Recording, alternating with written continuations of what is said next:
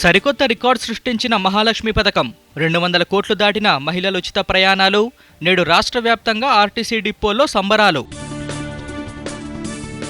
నేడు ఢిల్లీ పర్యటనకు సీఎం రేవంత్ రెడ్డి. బీసీలకు 42% రిజర్వేషన్లపై పార్టీ అధిష్టానంతో చర్చ.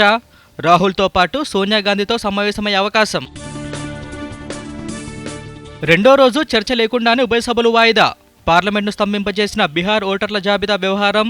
చర్చకు సిద్ధమన్న కేంద్ర మంత్రి కిరణ్ రిజిజు.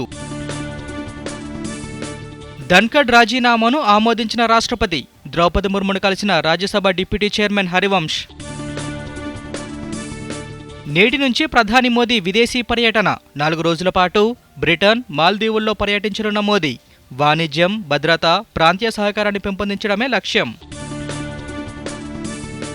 మూడో వన్డేలో ఇంగ్లాండ్పై భారత మహిళల జట్టు విజయం. 2-1 తేడాతో సిరీస్ కైవసం.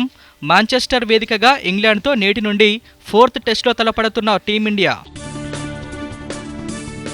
తెలంగాణపై ఉపరితల ఆవర్తన ప్రభావం.